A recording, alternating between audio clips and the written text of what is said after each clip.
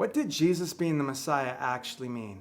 The first century Jewish followers of Jesus thought Jesus being the Messiah meant he was going to defeat the oppressive rule of the Roman Empire.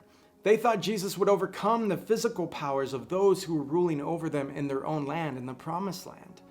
The Jewish people thought the Messiah would drive out the Romans from their land, enabling them to be free from oppression once and for all.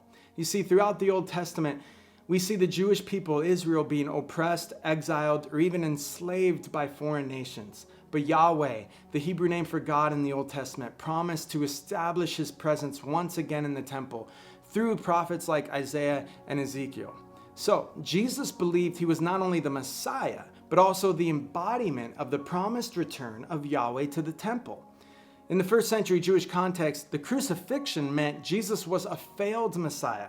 That's why the first century Jewish historian Josephus said it was quite odd this tribe of Christians had still not disappeared even though the Romans had killed their leader. He said this was odd because in that culture, if your leader gets executed by the authorities, you either give up the movement or you find yourself another leader. Going around saying Jesus has been raised from the dead is simply not an option. But the resurrection forced the disciples to reevaluate the crucifixion. And it made them realize this is what the Old Testament narrative was all about. The suffering of God's people was supposed to bring about redemption, but now the suffering of God's Messiah was the redeeming activity. They realized the cross was not the defeat of the Messiah, but was actually the great victorious act of true liberation for the people, eternal freedom from sin and death.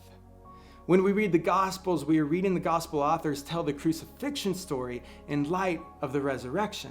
The disciples realized the resurrection meant Jesus was the Messiah, even though he did not physically free them from the Romans.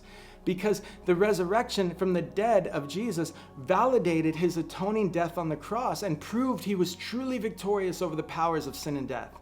Scholar N.T. Wright says Jesus' resurrection was a groundbreaking, revolutionary, and foundational event in the Jewish world, and the result was hope. A hope that made the Jewish followers of Jesus suddenly realize a different worldview was now possible, in that the kingdoms of this world do not have the last word after all. And they believed in this worldview so much they allowed themselves to be killed for it. See, the resurrection of Jesus, the Messiah, marked the beginning of new creation. In humanity and in the entire universe, literally everything is now becoming new. See, God's original creation was good, but is now fallen. So the cross of Jesus was God's way of saying no to evil and death. And the resurrection of Jesus was God's way of saying yes to creation, to life, and to eternal freedom.